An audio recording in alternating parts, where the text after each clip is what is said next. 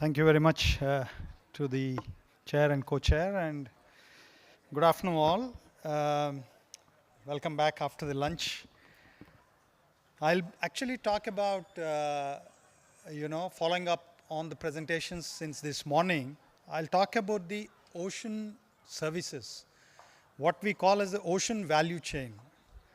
That is, how do we actually build a value to the end users? Now, the end users of the ocean could be, could be of different varieties actually. They could be fishermen, they could be ports and harbors, they could be navies and coast guards, strategic users, they could be, state government departments, disaster management agencies, and so on actually.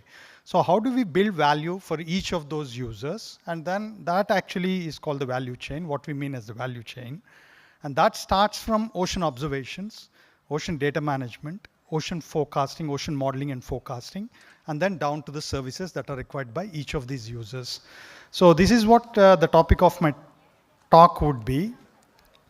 And we all know why oceans are important. Since there are students here, I'll try to keep things a bit basic, and then I'll try to show some slides to put things in perspective. So we have heard today, this morning, Secretary and the former Secretary speaking about the Earth system, how we all deal with the Earth system as a whole under the Ministry of Earth Sciences. So we have the atmosphere. We heard Dr. Mahapatra give a nice talk before the lunch. Then we have the ocean. Then we have the land. We also have the cryosphere. So all these actually systems interact with each other, and then that's actually how the Earth system functions. It's a detailed, intricate interaction between all these systems, which actually which is called the Earth system. So we need to observe, we need to understand, we need to model and predict this entire Earth system, individual component of those Earth system. What you're seeing there, actually against each of those things is actually all those processes that we need to understand against each of those things. And then all of those interact. And then that determines our weather, and then the climate that we have heard, nice talks this morning about the climate. So out of all these, we would consider that the ocean, for example, it actually occupies more than 70% of the Earth system. It plays a huge role in defining the Earth system processes, the ocean. Now, why it is important, all of us know. It regulates climate, the topic of the conference that we are having, how actually atmosphere and ocean process regulate the climate. The ocean also regulates our weather. And we know it's important, but then most of us don't realize that every second breath that we take, the oxygen, it comes from the ocean. So it releases oxygen. It actually sequesters a lot of carbon dioxide, reducing mitigating the impacts of global warming. And we use it for recreation, economy, transportation, food, medicine, and so on. That's the actually economic part of it. We'll come to that in a bit. But then from the science perspective again, the Indian Ocean is very important actually, because India and several other countries surrounding the Indian Ocean region, they are actually economies in transition. They are actually developing countries. Each of them is working on the blue economy. We also have actually our blue economy policy being framed. We are all agriculture dependent, and so on and so forth. Fisheries, for example, India depends a lot on fisheries. Actually, a lot of a good percentage comes from agriculture. We have heard about that this morning, and then a lot comes from fisheries as well. So there are several operational drivers and science drivers. I'll not get into the detail of that. We have these OMZs in the Arabian Sea. Then we have upwelling zones and MGO and IOD, all these climate modes. So these are all actually what make Indian Ocean very important. Now, specific to the oceans, there are certain variables that we need to observe to be able to understand the ocean and then its impact on the climate. Now, those have been determined by a group of, a community of global experts. They are called the essential ocean variables. There are also certain variables which are the essential climate variables, out of which ocean also plays a major part. Like, for example, temperature, salinity, the profiles at different depths, temperatures and salinities, and several other things. Actually, I'll not get into the details of that. But why this is important is what you're seeing there, what we call as, this is actually the global perspective, I would say. I don't think this pointer is working. Yeah, so this is actually observations. It could be satellite and in situ observations. Then we also have data management, which is very important. All these data sets should be managed properly so that they're available for modeling or data assimilation and so on. And then you also need have these analysis, forecasts, and models. You have ocean and atmosphere couple models. Then you have reanalysis, forecasts, projections, which are actually, they're different scales at different scales, time scales. And then you have, applications. Now these applications range from climate to weather to short-term forecasts. Then you have, products that deal with ocean ecosystems, physics, ocean physics. Then you have disaster management, including tsunami warnings, coastal floods, and so on and so forth. So actually this spawns out a variety of applications. Now this is what is in the global scenario. You also have, this is very well structured even in India. INCOIS is the agency which actually works on all of these end-to-end ocean value chains. So what you see here is the kinds of services that I've just mentioned. The ecosystem-related services related to potential fishing zones, coral reefs, harmful algal blooms. Dr. Nayak spoke in the morning about coral reefs and so on, actually, marine heat waves, etc. Now, those come under the ecosystem-related services that we can generate. Then you also have the ocean forecast services, the ocean waves, swells, the tides, actually. So all of these forecasts of those, understanding the process and then forecasting them, we call that as ocean state forecasting. Then you have disaster-related services, which include tsunami warning, storm surge early warnings, high wave alerts, search and rescue, and oil spill, for example. These all come under the disaster-related services. And then we have data-related services. We contribute a lot to the weather and climate as part of the Deep Ocean mission. I'll come to that in a bit. And then we also have a huge component of capacity building. That's what, the students, for example, you'll find that aspect of it interesting. We have something called a Category 2 Center under UNESCO, which actually imparts a lot of capacity building to students within the region, to users, and so on. So that forms an important component. And then all of this is driven by the in situ observations, satellite observations, and then modeling and forecasting frameworks, delivering services to all these stakeholders. Okay, so the base, like I mentioned, comes from observations. So there are different kinds of observations. There are several colleagues here from NIO, for example, who have been in oceanography since early 60s, actually. So there were times when actually we need to take ships to the ocean, cast a CTD and then get one profile, and then that would be very valuable information.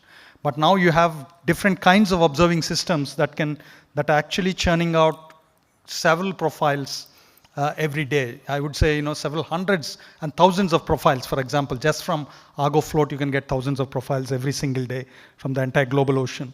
So you have those floats, then you have, gliders, you have moorings, which are actually managed by NIOT. Then you have actually, CTD measurements that are made, from the ships, wave rider buoys, tide gauges, HF radars, several observing systems from the in situ perspective. Then you also have a series of remote sensing satellites. India's own satellite, which is actually called OceanSat. Now we have OceanSat 3. There are several satellites in addition to OceanSat, which actually make measurements of the surface of the ocean, operating in different wavelengths, different bands, starting right from visible radiometers to synthetic aperture radars, which again throw out a lot of information on the oceans. And these actually form part of not only the Indian Ocean observing system, but they are part of a global observing system. It's called the GOOSE, Global Ocean Observing Systems, which is actually co-designed with actually under the framework of the Intergovernmental Oceanography Commission, from which the data is shared. So there is a global design for GOOSE. Implementation is done regionally, which actually comes out of national contributions. In the case of India, for example, INCOIS, NIOT, NIO, there are several agencies which actually do these ocean observations that help us with the services that we provide. Now this is a data systems again. We need to have federated data systems. Now in India, these data systems are maintained by INCOIS. INCOIS is the National Oceanographic Data Center. We have built something called a digital ocean. You have heard this morning Ravi speak about digital twin. This is actually, I would say, a forerunner for that kind of a digital twin, where all sorts of data collected from within the Indian Ocean region, be it from India or any other country, gets into this digital ocean, and this digital ocean enables you to acquire the data, process the data, quality control the data, make analysis of the data, disseminate the data. So this is an example. So we actually archive about a few terabytes of data every year. Now this is something, data is available online for people to use. Now coming to the prediction systems again, we run models at different resolutions, different kinds of models. You heard Dr. Mohapatra speak this morning about the atmospheric models. We run ocean models. And that actually span from global models, like for example, we have a global MOM and GODAS, which is a ocean data assimilation system, global ocean data assimilation system. We work with several partners. It's a community developed model. And then we have a global model, we have a regional ROMs, we have coastal models, we run a model called FECOM. We also run high resolution ROMs. And so we run a different suite of models. And then what we use is an ensemble of all those model products we use for different applications, because there are strengths and weaknesses that these models have. So we actually bank on the strengths of different models to actually bring out our products. So these models again, we run it at different spatial and temporal scales. For ocean state forecasting, like for example, we run wave models for wave forecasting, swell forecasting, and so on. For currents, we actually use ocean general circulation models, FECOM for coastal currents and so on. So these are the suite of models we run actually, and of course the MOS has a high performance computing facility that we use to configure and run these models. Now, so those form the basis. Now, coming to the services, what are the kind of services that we provide from the observations and the models and all the other products that we have? So I'll actually quickly run through a few services that can give you a flavor of how users get benefited from some of these products. On the top left that you're seeing is actually called a Potential Fishing Zone Advisory Service. Dr. Naik is here. He has been one of the pioneers. He started this when he was during his time at SAC, and then now it is actually matured as an operational application. In fact, India is the only country, I would say, that gives information to this level to the fishermen, and it is actually proven to be of highly beneficial to the fishermen. We actually provide this information every single day to 800,000 fishermen all along the coastline of the country. This service uses data from ocean satellites, ocean color data, sea surface temperature data. We also use data from models, like for example on the mixed layer depth and so on, to provide information on the locations where fishermen can go and do fishing, so that their economics of operations is better. That means they can find fish, more fish, in a shorter time, in reduced search time. So this has been going on for a couple of decades. This is one of the first services that has been started by INCOIS. On the middle panel, what you're seeing is again a type of ecosystem service, which is actually called a coral bleaching alert service. So this again, we know that the corals bleach, they expel the zooxanthellae when the actually temperatures exceed a certain threshold and remain in those higher thresholds for a certain amount in time. So this information actually, so we have created climatologies, 30-year climatologies of sea surface temperature. And then we actually run an algorithm which comes up with information, products on whether there is a chance of a certain coral bleaching, whether those thresholds have reached, and whether there is a chance of bleaching. Now this is again an operational service that goes out from INCOIS. This year we have actually observed huge bleaching of corals all over the country. Especially we have done some sampling in the Lakshadweep areas, and then we have actually also seen evidences of coral bleaching. We also have something called marine heat waves. Again, like the heat waves that we see in the terrestrial environment, there are also marine heat waves, anomalous warming in the ocean waters, which can be detrimental to, again, the ecosystem and so on. So there is a service from INCOIS which actually gives out information on the marine heat waves. Then we also have information on algal blooms. Now the eutrophication in the coastal waters, it's a huge problem. And then these algal blooms can cause, deoxygenation in the coastal waters. It can lead to fish kills. And then there are actually certain blooms that could be toxic. The North Arabian Sea always has huge blooms. So there are blooms in the coastal waters of the Indian coastline. So these blooms are monitored every day by INCOIS, again through in situ data, satellite data, and then we put out those services. We work very closely with NCCR and other agencies to actually have something called a water quality service. Again, here we collaborate with Andhra University. We have a buoy which has been deployed off Visakhapatnam and one off Cochin, which measure about 21 parameters related to biology, physics, chemistry. So these 21 parameters are measured, and then this information is actually used to put out real-time information on the water quality at these two locations. Now we are going to expand this network to actually a lot more coastal locations. Now coming to the ocean forecasting service, there are about 45 products that we give out every single day. Starting right from waves, what you're seeing on the top is actually salinity and surface currents from OGCMs. Then on the bottom, you're seeing swell surge forecasts. On the middle, you're seeing information on search and rescue. Again, this information is very important. We use data from currents on ocean currents and winds that is actually produced by ocean general circulation models, the currents, and then we actually can give information on what is the probability of finding an object at a certain place if it is lost at sea. It could be a human, it could be a boat that is actually drifting. So this information is called the search and rescue information. And on the right side, what you're seeing is actually the oil spill alert. And that's actually a real case of, a spill, plastic nurdles being spilled by a ship near Colombo. And then we actually run these models to provide that information. And at the bottom, what you're seeing is actually a case of Taukte cyclone, which actually caused very high waves. And then there was an unfortunate sinking of a barge which killed about 80 people. But then there were warnings were given both by IMD and INCOIS 5 days in advance for this event. These are, this is how the cyclone formed. It progressed, moved along the west coast of India, and then actually made a landfall.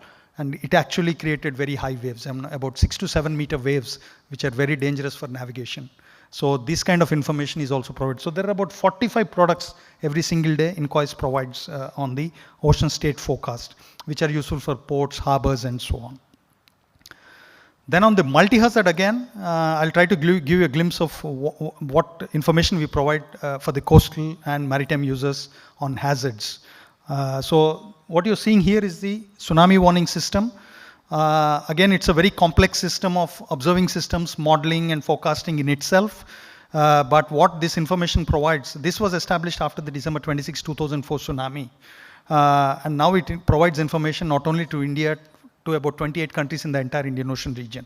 So we can detect earthquakes as soon as they happen within less than 5 minutes anywhere around the globe. And then we can make an assessment of whether such an earthquake can trigger a tsunami. And if that tsunami is triggered, when it would reach a particular coast, and then what would be the estimated wave height. Now this information in the form of bulletins is generated and provided to all the disaster managers all along the coastal states and to the National Disaster Management Authority. So there are a lot of communication components built in there. Then we need data on coastal bathymetry and topography to be able to run those tsunami models. And then now there are a lot of other improvements that are being made in tsunami warning systems, because now we know that earthquakes, tsunamis generated by earthquakes are only 80% of the whole story. There are about 20% of tsunamis that are caused by other reasons, which could be submarine landslides, which could be coastal landslides, subaerial landslides they are called. It could be due to volcanic eruptions, and it could be due to meteorological reasons, meteor tsunamis. So those are the areas that we are progressing our work on. So that's something we do. And then we also have something called coastal vulnerability assessment. Again, you've heard Dr. Nayak speak about this morning. So this information is again very useful for planning, policy making. So what is the impact of, say, for example, in 50 years, 100 years, you know that the sea level is rising at different, but it doesn't rise uniformly, or it doesn't impact all the areas of the coastline in equally. So that information is generated by INCOIS. We actually made an estimate of the sea level rise for the next 100 years. And then we know what that rise means in terms of coastal inundation, because that is where actually people need to act. The coastal communities need to act. Planning has to be done. So this is actually an atlas that we created called Coastal Multi-Hazard Vulnerability Atlas with maps on 25,000 scale, which actually gives you areas of inundation. Now this again is a very detailed work. It not only gives information on the sea level rise due to climate change, but also gives you information on the tsunamis. Like for example, you calculate the return periods of tsunamis. What is the height that tsunami has, or what is the extent that tsunami has inundated, and then come up with estimates. So extremes as well as sea level rise, gradual sea level rise. Coastal erosion is also taken into consideration. And then this information uses very high resolution topography, which has been collected by NRSC using an ALTM. And then all these brown areas are areas that would be inundated. And then these are actually 3D buildings that have been mapped again, so that you get a detailed, each of these buildings is also mapped with the socioeconomic data. So what is that building used for, how many people live in that building, and so on. So once you are able to get an estimate of this inundation, either due to sea level rise or due to a tsunami or due to a storm surge, you could as well get an estimate of how many people might be impacted in the short term if it's an episodic event, or in the long term if it's sea level rise and then some planning needs to happen. So that's also something that we have done. And then the beauty of all these systems that we actually operate is we work very closely with the users, especially tsunamis and this kind of sea level rise. You can have a very accurate warning, but unless people know what to do, people will still die. So we have actually programs called Tsunami Ready Community Recognition Program, which is actually UNESCO authorizes or recognizes these communities as tsunami ready. A coastal village, for example, if they meet a certain set of indicators and then prove that they are prepared to handle a tsunami disaster, they are not tsunami proof, but then when the tsunami comes, these villagers know how to respond. So those recognition programs are also being driven by INCOIS with the state governments.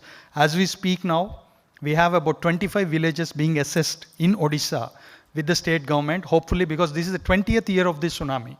The tsunami happened in 2004. So as part of this, we are actually going to recognize, have UNESCO identify these, evaluate these villages, and then hopefully all these 25 villages will be identified as tsunami ready. And we are also working with the other states on these community preparedness programs.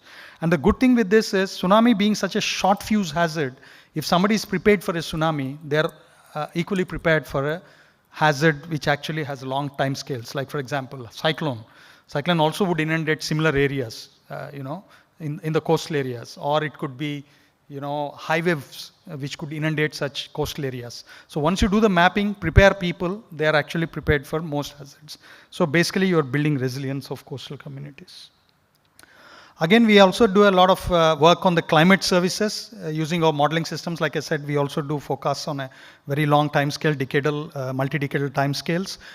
As part of the Deep Ocean mission that Secretary mentioned this morning, Dr. Ravichandran spoke about this. INCOIS is working on making these projections for sea level rise. Next 100 years, what will be the sea level rise and what will be its impact? What I've shown before is based on statistical modeling, but here what we are planning to do is dynamical cum statistical, modeling to downscale the, climate scenarios and then run models to actually make an assessment of sea level rise. Then also assess, we are working with IITM to assess whether in a climate change scenario, the intensity and frequency of cyclones, how is that going to behave? Or how are the storm surges and waves going to behave in a climate change scenario? And how will they impact the coastal erosion? And biogeochemistry and ecology, how is that going to change? Dr. Nayak spoke about this in the morning actually. Ocean acidification, how is it going to impact? INCOIS has already started doing some work in that direction. So these are all the things that we are going to do as part of the Deep Ocean mission. In a climate change scenario, all these things we would like to assess. And then of course we also provide indices, climate indices, the El Nino, ENSO index, Indian Ocean dipole mode. So all these information also we provide, we work and with IMD to provide information to IMD that can help them put out these, climate indices. So we're working, so that's a kind of a glimpse of those products that we, bring out of Incois. We are working on very new products every day, depending upon the, needs of the users. We also have a nice facility, which I mentioned, which has so far conducted more than 100 short-term training programs. I'm sure several students from Andhra University would have attended some of those trainings. About 6,000 people all over the globe have been trained in this center since it was set up in 2013. It is recognized as a UNESCO Category 2 center, and we are actually getting an assessment of this done for the next 8 years. This is a great investment by India to the entire oceanographic community, not only in the region, but we also have people coming from Pacific who actually use these facilities at the center. Now, how do we disseminate this information? Again, Dr. Mahapatra spoke about how IMD disseminates this information to the users. We have similar modes of dissemination. The only challenge here being that once fishermen are out of the, out into the sea, it's a big challenge to communicate with them. For example, they don't, their mobile phones don't work. So we work with ISRO to actually develop a system that can broadcast information to the fishermen one way. Of course, now government is also working, SAC and Fisheries Ministry are developing on a two-way messaging kind of a system. But this is actually a precursor to that system called Gagan. So this is something which we are working on, which we have actually implemented. And then we also use all other modes of communication. It could be SMS. We have a beautiful app you could download. It is actually on the iOS as well as on the Google Play Store. It's called Samudra, Smart Access to Marine Users for Ocean Data, Resources and Advisories. All those information that I've shown you before is available on Samudra. We also provide information through CAP. Each of those advisories that we have, they are standardized, thresholds are fixed, and then during an event, like for example, a high wave event or a tsunami event, millions of messages, mobile phone SMS messages are pushed out through this CAP platform, through the NDMA CAP platform. So this is something we continue to use and develop, based on the new technologies that, come. And all of these oceans, again, it's a very international kind of subject because, all countries need to work together under a certain, agreed frameworks of the Intergovernmental Oceanographic Commission. INCOIS, India, in fact, plays a huge role, actually. We are there's something called a UN Ocean Decade. So INCOIS is the Decade Collaborative Center for the entire UN Ocean Decade, the only center in the entire Indian Ocean region, where actually a lot of collaboration is being done under that platform, where we can collaborate with different stakeholders from within the region who are interested in implementing projects within the Indian Ocean. So these are some of the activities. We also, like for example, under our wave and forecasting products and so on, we work with IMD very closely. All of this is given to the entire region. We provide products not only for the Indian Ocean region, but also for the Pacific Island region. So most of these products are, going, in fact, global through some of these frameworks. Now, I'll not labor this too much, but this is a survey that has been conducted by the National Center for Applied Economic Research, which actually shows what are the benefits of those services. Now, we invest a certain amount of money into, deploying observing systems and so on. Then what is the benefit? So today, when we are talking about climate change and so on, just the fishing, the fisheries, the information that we give to the fishermen, it actually reduces their search time by 30 to 70%. That means they are spending less time on the ocean, they're burning less diesel, they're putting less carbon into the environment. So it has such a huge environmental impact when you actually, take so many, about 800,000 fishermen using and benefiting from these advisories. And then there is also certain money that they gain because they make, 2 to 4 times increase in catches. And tsunami warning, say for example, if you can avoid a tsunami, if you actually give a tsunami warning, save lives, it's very valuable. There's no value that we put on human lives. It's very, it's very important. But then even when there is a large earthquake and when you tell that a tsunami is not going to come, and then when you avoid unnecessary evacuations, it is such a huge economic benefit. About, for example, 3,600 crore is the amount spent for evacuating people during a huge, cyclone. That's the kind of, annually money that we put in, that we actually spend, but then you can save that. So there are several, values that are put there. So it actually has huge economic and environmental benefits. Now this is my last slide. So I have a couple of minutes, but then I'll finish it actually. So now where are we moving ahead? So we have a very clear vision on where we would like to go. Like Secretary Dr. Ravichandran was mentioning this morning, blue economy is going to be very important. So what we are saying, so as a vision for 2047 for INCOIS would be, we would like to continue or march forward as a knowledge enterprise for the oceanic realm, powering the contributions of blue economy to the national GDP. Now it is about 4 trillion. Like by 2030, we want to be 8 trillion from the blue economy. So this is where all of that needs any blue economy sector that you are seeing here. It could be coastal marine planning, tourism, fisheries, aquaculture, everything that you speak about, energy. We have recently released an atlas, produced an atlas, which actually talks about how much energy, renewable energy is available from the oceans. Now, if we want to extract such, produce such estimates or have systems that can extract that energy, you need ocean information. So, ocean observations, information, advisory services in all scales, spatial, temporal scales, that is very important. It is very central to blue economy. So that's why this work is very important. And what we are talking in 2047 is, by 2047 is basically we are talking about, sorry that picture is kind of compressed, but what we are talking about is very agile, on-demand observing systems. No amount of data is sufficient. We are talking about big data and AI/ML. Ravi spoke about digital, twins and so on. All of that requires huge amount of data. So you need observing systems which are very smart. It could be AUVs, it could be cabled observatories, it could be constellations of satellites with altimeters. So it could be several things. So you should be data rich. You are never going to have enough data. So we need to set up such an very smart observing network, because we don't have huge resources. If you have huge resources, you can observe everything everywhere. But then you need to have a smart system, smart observing system that will have a complement of several observing platforms. We are talking about model, indigenous Indian model. It could be a community model that is built with international stakeholders. But then, hybrid kind of modeling systems like the ones which Ravi and Dr. Ravi Nanjunda and Dr. Mahapatra spoke this morning. Hybrid systems which data-enabled kind of, plus dynamic kind of models. That's what we are talking. Then we are talking about Indian Ocean Research Station. It's a permanent kind of infrastructure that we set up in the Bay of Bengal, which actually can have researchers go and make, atmospheric, ocean, underwater observations continuously.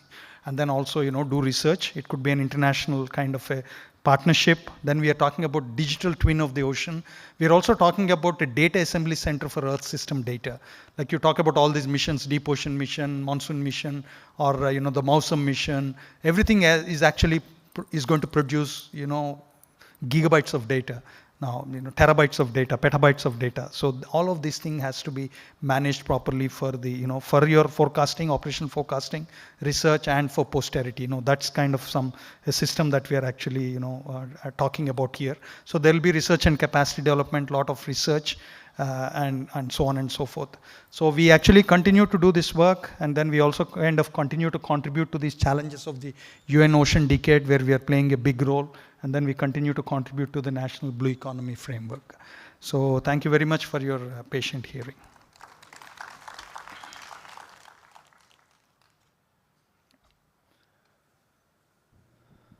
Thank you, Dr. Srinivas, very nicely explaining in a simple language about the role of oceans in enhancing the economy, and also have explained various applications of oceanography data and several products that INCOIS generate and disseminate to the public. Very simple language, very nicely explained. There are any questions, please?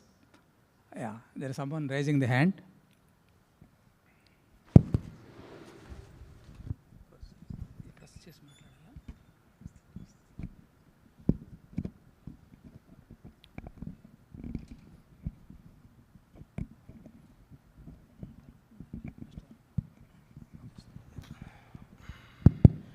Thank you very much. Very nice presentation. Regarding blue economy, I have a couple of questions. What is your general opinion about offshore wind? And when it is compared to North Sea or Baltic Sea, where the depth of the seas are less and it is rather easy when it compared to ocean, What are your comments on, foundations of the turbines and mooring lines or cable to the shore, etc.? Do you think it's realistic, or it's like very, very cost capital intensive? Okay, so like Dr. Nayak mentioned this morning, so there is no single, energy that will be actually suitable for, different applications or different areas. Okay, so it has to be, like for example, we have made an assessment now. So we know exactly which are the areas that could produce, which has the potential to tap wind energy. Okay, so that atlas shows that part. Now that's actually the theoretical potential. Now it's the next step is what you need to do. What is the practical, kind of how much of it can you practically extract? And then is it economically feasible right now or at a certain point in time in the future when actually your land resources or other resources are no longer, they are much more expensive to produce or generate, then that's when you are going to actually move there. So this is the first step is for us to even start thinking about it to make an assessment, okay, of what is available. Now that's what we have right now, which is a great resource because it talks about several forms of energy, not only wind energy. The same question you could ask about solar panels, that could be deployed on the Floating ocean, solar. floating solar panels. You talk about ocean thermal energy conversion systems, which you can't do it at the coastal areas. You can do it much easily at the islands where you have a temperature gradient of 15 to 20 degrees, vertically, so that you can achieve those, in island locations or in the deep ocean. So then we also talk about salinity gradient. Salinity gradient also can produce energy. So we talk about 7 or 8 forms of energy: tidal energy, wave energy. So different areas along the coastline, they have different, potential. So in different months, so we actually calculate, months and annual. You have averages. So it's a much complex, thing. Then you talk about the logistics of it. Whether it is, it's too deep, you can deploy certain kind of systems. Where it is shallow, you deploy different kinds of systems. So that all will follow actually. It's not something that's going to happen tomorrow. It will actually, evolve over a period of time actually. Okay, thank you, Dr. Srinivas Kumar. Yeah. Yes, sir. Being an observational oceanographer, for the past 2 decades, we have improved tremendously our observations in the Indian Ocean. Indian Ocean is filled with all the dots with various observations. Can you highlight one scientific problem which still we didn't understand due to lack of data? No. You think that for everything we want data, or for at least? So what we have started doing, Dr. Gopal Krishna, is actually started thinking about what is the optimal observing system that we need to have. Like I mentioned before, we don't have enough resources to collect data everywhere. As a scientist, we would like to, all the data that we want to understand a process or to actually, use that, data into assimilate into models or validate. So I think what we have to address this problem from a different perspective. First, look at what is the problem we want to solve. Like for example, I want to give a wave forecast at a certain resolution. Okay. So right now we have 15 wave rider buoys. Okay. And for the forecasting that we are doing right now, it works okay. But then tomorrow you want to do it at a much better resolution. Right now our wave products are actually available, say at 5 kilometer resolution. But there is a demand from the users, from the user perspective. I'm talking purely from an operational oceanography perspective. They want wave, at 1 kilometer resolution. By putting more observing systems, whether it is going to add to that, or enable us to assimilate the data and make a forecast at that resolution, or is it not going to make any difference? Are these 15 buoys sufficient? Now, these are the kind of experiments we need to run for each of the application that we are looking at. So, okay, climate, for example, right now they say 3,000 Argo floats to actually, in the global oceans at 5 by 5 degree resolution to resolve a certain problem, to understand what is the impact of ocean on the climate and so on. But then this problem was defined, in 1995 actually. And then they designed this network. Now, have we understood everything about that? Or now are we getting into new problems that we need to address that actually might need Argo floats at say 1 by 1 degree resolution? So we need to conduct these experiments, actually these, forecast sensitivity experiments, or this is something that we need to really decide. This is something that INCOIS is now started. Take long time. Started looking at actually. So we are going to, Patabi is actually planning to have a workshop very shortly, with all the, the user agencies, the science partners, to look at actually what is the kind of optimal observing network that we need to have as a country. Say for coastal forecasting, it might be a different ask. For open ocean and climate applications, it might be a different network that we want. So we need to really, so it's kind of, work in progress, but we need to have those assessments and then try to see where we need to have what kind of instruments, what is the parameters that they need to measure, at what spatial temporal frequencies, if everything has to be on in situ, or there are satellite measurements, new satellite measurements that are coming up, like SWAT is a new satellite. So this is actually a very deep, research kind of a, problem that we need to address actually. And it has to be done on not only for India. I think, a global ocean observing community is something, is really looking at. Goose Steering Committee is looking at some of these. Actually, they call them as, first they're looking at exemplars. Like for example, tropical cyclone as an exemplar. Now, how tropical cyclone forecasting has improved once the mooring networks have been put in the water, and then is that something which is sufficient now? Take that as an exemplar and see where is the requirement going, and then how it needs to be reflected in our observing framework or modeling framework. So Okay, thank you. Thank you, Dr. Srinivas Kumar. Thank you very much. We give our applause for his wonderful lecture.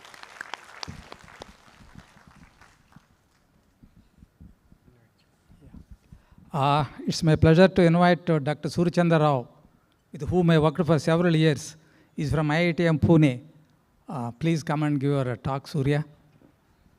So, thank you, both the chairs. So, this is basically a talk from the monsoon mission activities that was the first mission mode project of MOS, and what we have achieved in forecasting monsoon, particularly rainfall, and what is the roadmap for future modeling. So, though it is my name is mentioned here, there are so many, more than 50 scientists have contributed for this success. So this is the outline of my presentation, the challenges of predicting monsoon rainfall and strategy followed so far for improved forecast across scales under monsoon mission, and what is required to be achieved, and roadmap for future improvements. So before we started monsoon mission program in 2012, these were the status of the monsoon forecasting skills. So what you see here, I'm not getting, okay. So you can see that ACC, that is anomaly correlation coefficients, if you are using only atmospheric models and forcing it with observed SSTs, and you can get a scale of 0 to 1. 1 is the highest and 0 is the lowest.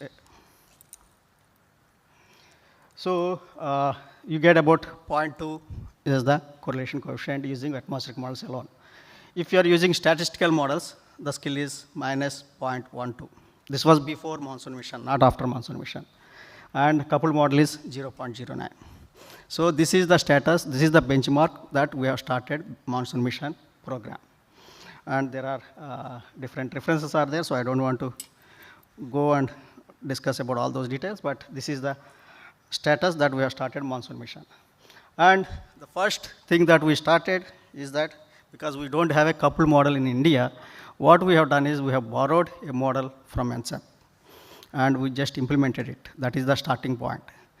But one good thing that we have done is that there almost all operational centers worldwide, they are running the model at 50 kilometers or 100 kilometers. So one good contribution of monsoon mission is 38 kilometers. It is the highest resolution seasonal prediction system at that time. So by looking at our success, even ECMWF started running now at 25 or 35 kilometer resolution, and even UKMET office also started running seasonal prediction system at that resolution.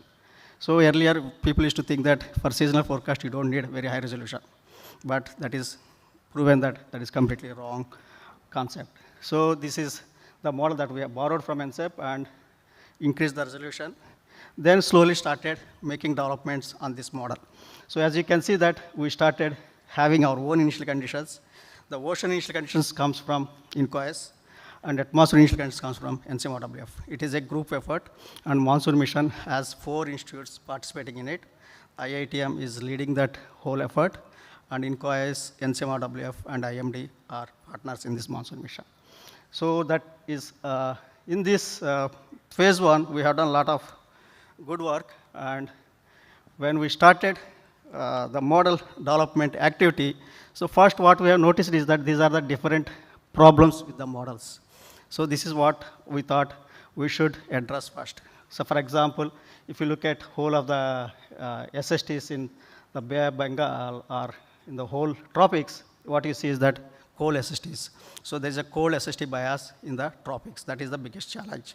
But rainfall is more. That is the other problem over the oceans. Whereas over the land, it is very less.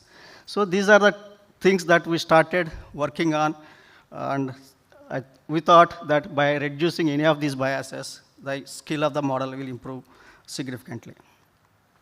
So we have done a lot of developmental activities. In fact, Vijay is here from NCEP, and several directors from NCEP also have appreciated the developmental activities that have been carried out on their model were never done even by NCEP itself.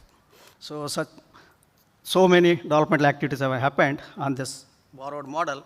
Then what we realized that then it is not very good to continue with this model because there are several problems with the model itself. It is very hard-coded model, and therefore we cannot use this for further development. Then we have moved to our own indigenous development afterwards. So if you look at, there are several developmental activities have happened, most of them are given here. There is a SAS2 is the convection scheme in the model that when we implement, you get about 63% improvement in the skill, and if you use SCOLA CFS, then you get 81%. So like that, there are several improvements are there, and we are unable to implement all these developmentals in that in a systematic and a seamless manner. So that's why we started moving to a new model now. So it is monsoon prediction is very challenging problem. In fact, monsoon forecasting was identified one of the grand challenging problems by WCRP, that is World Climate Research Program, long back. And since they could not address that problem, they have dropped out that grand challenge problem from that, and they have moved with some other grand challenging problems. So this is a slide by Professor Shukla. He gave a talk in IITM Diamond Jubilee lecture, and you can see that if you look at ENSO is the first week El Nino skill is from Nino 3.4 is about 0.7. So once somebody reaches a skill of 0.7 means the models are doing a very good job. And if you look at the same time monsoon rainfall, as I showed you earlier, the skill is only 0.2. So there is a lot of gap between 0.2 and 0.7. So whatever on seasonal scales that you can predict SST, the skill is about 0.7, whereas when try to predict rainfall, that is only 0.2. So this is the running 21-year running mean. There also you can see that the skill changes from 0.25 to 0.24. That is the maximum you can get in using this borrowed NCEP CFS model. So because we have increased the resolution, that is what Dr. Mahapatra has shown, that it has increased the skill from 0.4 to 0.55. That is what we could achieve using monsoon mission model. So this is the first challenge is that it is the ENSO prediction skill over time in seasonal CIS5 model is shown here. What you see is that if you try to predict SSTs in from the months of February, March, April, May, that is exactly the time when you have to start making your monsoon forecasts. So if you look at the amount of intrannal variability could be explained by these 4 months is very, very small, less than 40% variance. That is that also up to with the main initial conditions. So this is the first challenge. So monsoon forecasts have to be initialized when there is a barrier, spring predictability barrier in ENSO prediction. So because you don't get ENSO correctly, because you are initializing model in these months, therefore the monsoon prediction skill is also bound to be lower. So the second challenge is, if you look at the standard deviation and standard deviation by mean ratio in different SST and rainfall, what you see is that only the standard deviation is only maximum is up to 20%. If you average the whole of Indian region, it is only 10%. So this is one of the challenge. The variability is very, very small, 10% of the variability compared to the mean. That is maximum variability that you can get in the monsoon rainfall. So if you look at sea surface temperatures, again the variability is much, much lower. The variability is less than 3.3 degrees centigrade in the Indian Ocean, whereas Pacific it is much larger. So the signal itself is very, very weak, and we are trying to predict that signal using these models. So that is definitely going to be a challenge, not only for Indian scientists or anywhere, but predicting Indian Ocean SSTs and Indian Ocean rainfall is challenge for throughout the globe, not only for Indian scientists alone. So the other problem is that overestimation of ENSO and Indian summer monsoon rainfall relation in the coupled models. So what happens is that whenever a model sees a El Nino signal in the tropical Pacific, it is bound to give drought-like conditions over monsoon region. Similarly, if you see La Nina, then it will encourage the rainfall. But if you look at the real observations, what you notice is that only 50% of the ENSOs could actually impact Indian summer monsoon rainfall. The remaining 50, they could not impact. In spite of that, the JJ's correlations, you can see that in the coupled models goes up to 0.8, 0.9, sometimes 0.8. So it goes very, very high in the coupled models. That is the biggest challenge. Particularly what we noticed is that the month of August, the relation between ENSO and ISMR is very, very weak in the observations. But you don't get same relation in the coupled models. So that is one of the other challenge that we have noticed. That is the overestimation of ENSO-ISMR relation, and also the underestimation of Indian Ocean dipole and ISMR relationship. These are the challenges. Next is that synoptic variability. Most of the synoptic variability that is responsible for bringing most of the rainfall over Indian land region through monsoon low pressure systems are also not captured very well by any of the coupled models. So these are the different challenges that we have identified in monsoon mission phase 2 and try to address those issues one by one by taking a new version of the model. That is, this is the model that now we have. This is the new model. It is development happened indigenously. But of course, one has to acknowledge that most of these individual components of these models are developed by mostly in US. So this is the model that we are using now. This is called next generation seasonal prediction system, or it will become the seamless prediction system across scales. And this is what we call MMCFS version 2 model. And the results have been published already, and there are a lot of good response from world over actually. So during monsoon mission, what we have done is that we have tried to understand. It is actually acid test for how the model performed in last a decade or so. So monsoon mission started sometime 2012, but we started experiments from 2011 onwards. So this is the statistical models for first stage and second stage, and dynamical model first stage and second stage. One thing we have to remember is that the dynamical model forecasts, sometimes they don't use initial condition only from April or February or March. It will be mix of several initial conditions because of operational constraints. So this is the actual rainfall, and this is MMCFS. If you use only April initial conditions as input, then the skill that you could get is 0.6, 0.56. That is the skill you can get using this. It is much more than any of the models in either statistical model or dynamical model. But one thing you have noticed is that before monsoon mission, even the statistical model skill is very, very poor. Now it has improved significantly. And the new version of the model, you can see that 0.74. I think Dr. Mahapatra is not here. He was mentioning in his talk that the skill that could be achieved by a coupled model is 0.75.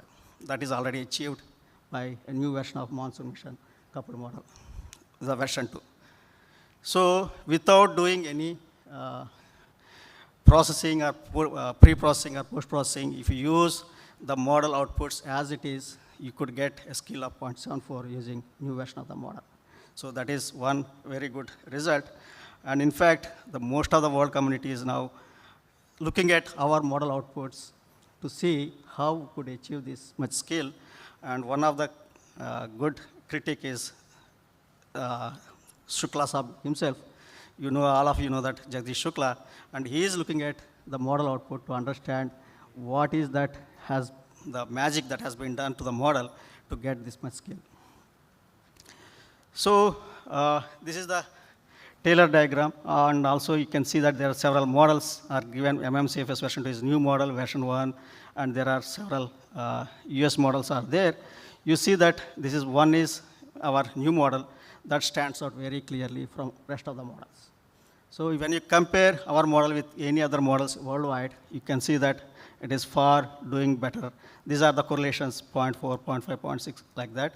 So you can see that our model is far performing compared to any other model from the US.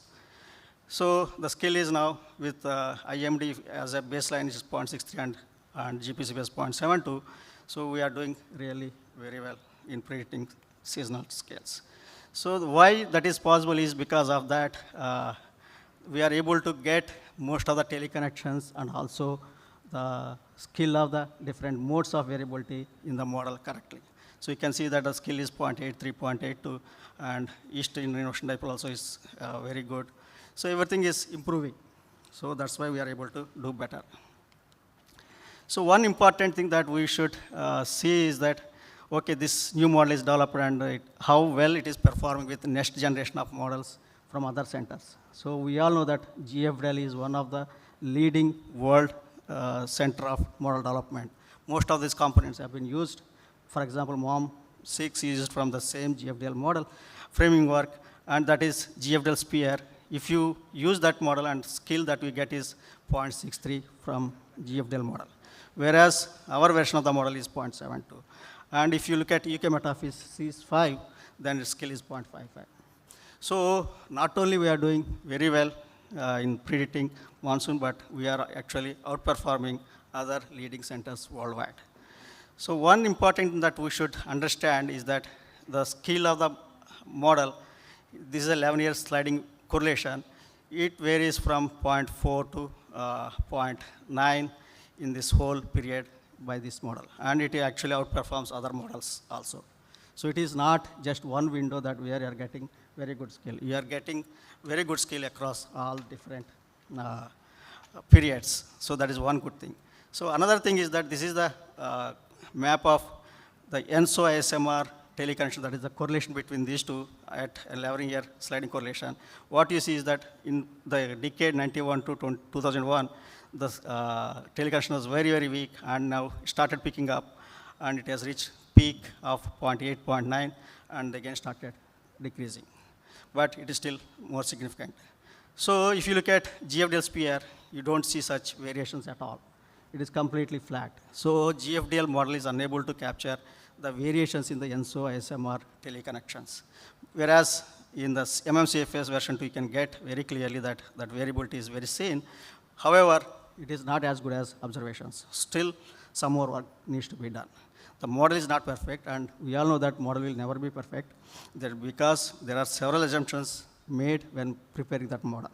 So you will never get a skill of 0.1, but reaching to 0.8 is our next goal. So that is about the seasonal prediction, but we also have extended range prediction system that is also now has gone through different developments. So we have different physics, and we made multi-physics, multi-ensemble system for the extended range prediction for making forecasts for weekly forecasts. So you can see that this is the yellow bar is the previous version of the model, and blue one is the new version of the model. You can see that the skills are improving up to week 3, and now earlier we used to give forecasts for up to 2 weeks with very good reliability, but now 3rd week also we are getting good skill, but week 4 we still have to work towards that. Not only that, if you look at subdivision-wise rainfall skills, you are getting very good compared to the version 1 to new version. Similarly, short range also we have done in his talk, Dr. Mahapatra was mentioning that 0 deaths because of cyclones. Actually, if you look at the cyclone predictions in this model, this is the track errors, and you can see that compared to the earlier version and new version, this is you can see that there's a lot of improvement. This is the red bar is the new version, and you can see that the track error is about 200 kilometers now at 108 hours lead time. So it is really making a lot of improvements in the whole system, and everywhere we are moving forward. So with this background, that is what we have achieved, but in the future, this is the strategy that we are still following, and what is the strategy is that resolution is one thing that we keep increasing the resolution, and another one is initial conditions. So you all know that the modeling or numerical weather prediction is an initial value problem, and once your initial conditions are not correct, then the error growth will be very faster, and you get wrong forecasts. So then also physics, we have to work on different physics to improve that, because most of the assumptions are in this sphere. So we try to reduce all those problems, and these are the different activities that we have been taking care of in recent times, and I don't want to go into those details. So we have developed a weakly coupled data simulation system. Professor Srinivas is here, who worked with us to develop this, and now we are developing the strongly coupled data simulation system. And if we could do it, we'll be the first in the world to implement this strongly coupled data simulation system. But work is going very slow because of lack of HPC resources. So then, now a new dimension has come in, because Professor Ravi also talked about, and others have talked about, this is a hybrid dynamical and AML modeling. So you have to mix both AML and dynamical modeling together to make better forecasts. This also we are looking at very seriously. And in fact, a lot of work is being done again. There is a Center for AML for Earth Sciences at IITM. So I am the leading scientist for that, and you can see that by using AML models, the skill is very good compared to a traditional model. That is, the red one is the traditional model, dynamical model that is being used, GFS T1534. You see that the GraphCast and other AML methods are doing much better than the traditional dynamical models. So the one good thing is that to run these AML models, you need very less time, maybe less than minutes, 2 minutes or 3 minutes you can make forecast. Whereas using the traditional dynamical models, at this resolution, you need several thousands of cores of HPC resources, and also the costs also will be runs into almost crores for making a 1 month forecast. So it is really challenging if you are trying to stick to only dynamical models. Now, the way is towards looking at AML models. So this work is being submitted, is already submitted and being reviewed, and we will look at more of these things. So one more good thing is that now people started using AML for reanalysis also. So these are the skills of anomaly correlation of 500 hectopascal in European system in IFS. So you can see that with time, the skill is improving. But one good experiment they have done is that if they do the same thing using the current generation of the model, the skills increase is not very much as you see here. So the skill is almost flat. It is not increasing much, except more observations are there in recent times. So slight increase is there in recent decades. So what it tells us is that it is always imperative that you have to run your reanalysis products whenever you change the models. So that actually creating a reanalysis at different decades costs $10 to $100 million. So that is a huge investment, and without reanalysis, we know that we cannot make progress in understanding the process related to any of the Earth systems. So now there's a new technique that came in. So this is the traditional way, where you have more compute, a better model, and better observations. So observations used to take almost 75% of the whole sphere. Whereas now, what you need, you may not be having more observations, but you started integrating better AMA model, then it will better do the job much easier and at lesser price. So these are the different things that people started thinking at it. Now, MOS under the Mission MOSAM, we are making this as part of Mission MOSAM. Prithvi AI is the other program. So what is this program is towards creating a digital twin of Earth for delivering high-resolution sub-kilometer location-specific real-time forecast to the end user. So this is the whole idea of this program, but it is a very expensive program. So in the first 2 years, we will try to do very little about this program. And what we try to do is that we are trying to develop one MOSAM GPT. You must have heard about ChatGPT on several occasions. Similar manner, we wanted to develop one MOSAM GPT, wherein a farmer or any user wants to know what is the weather at his location or anything. He just has to ask his smartphone and the information will come. So in that, again, there are two different ways. One is conventional. So this is what we are going to do now. So conventional machine learning, where you have completely it is data-driven approach. But as you know that the number of extremes are increasing, and data relevant to number of extremes is not observed before. So you don't have enough data to actually get the extremes correctly in the models or in any other thing. So what you have to do is that you have to develop physics-informed neural networks, wherein that will provide more information by using the physics that we already have a good understanding of it. So using these two models, also we use different models like atmospheric model, ocean model, land model, greenhouse gases motion model, and also different sector-specific models like crop yield and inundation models. All these models will be integrated into digital twin and make large language models, and that models will actually give them awesome GPT framework. But we don't want to stop there, so we want to go for using large multi-model approach, wherein all these multi-models will be integrated into digital twin, and that will become the final product of ChatGPT, MOSAM GPT. So the message from this presentation is that the dynamical models definitely are improving due to various efforts in different directions, not only increase the resolution, physics, and also initial conditions. And if you want really accelerated growth in skill improvements, it is possible only with AML models, and hybrid AML approach is the only way towards that. And dissemination of information. There are several complaints that most of the people cannot get proper information. So we are trying to create a MOSAM GPT application so that people, instead of pushing the information to the end user, actually you can seek the information from that application.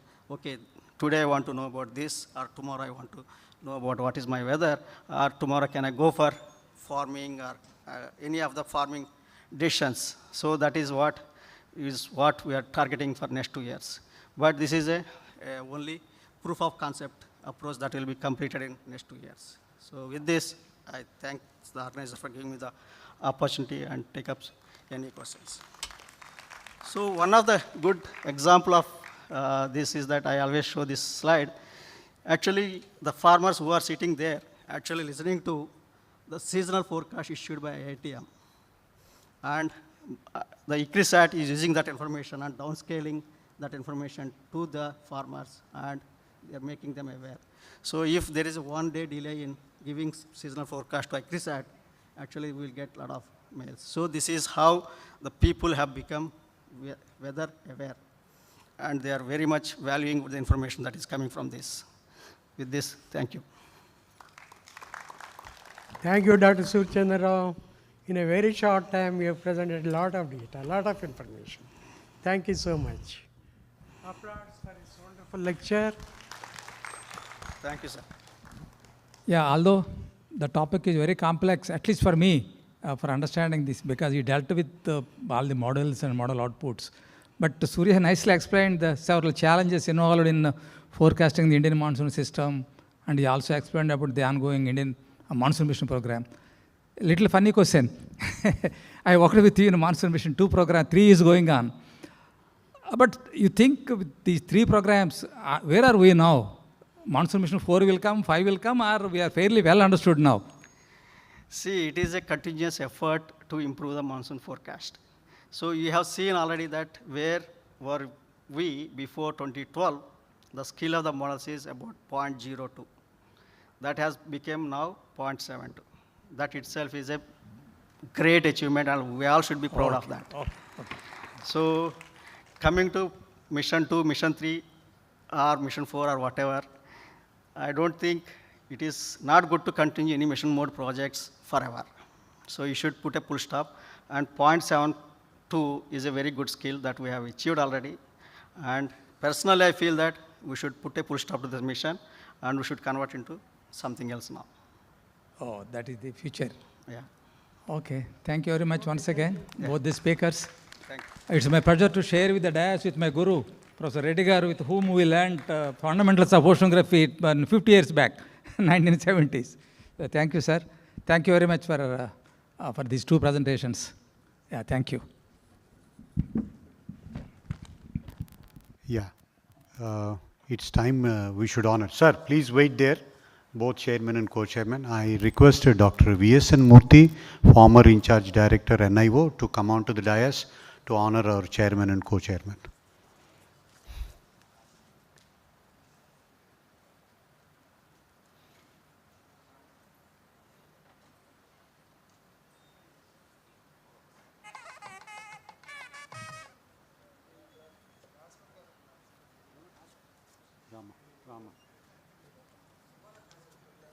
I request now Dr. V.S.N. Murthy to honor Professor B.S.R. Reddy. Yeah, for the information of the audience, Professor B.S.R. Reddy is a younger brother of Professor Dr. B.M. Reddy, who recently passed away. Dr. B.M. Reddy is the first batch of DSC students who graduated under the guidance of Professor R. Ramanathan from this department. Yeah. Yeah. Thank you, sir. Thank you very much.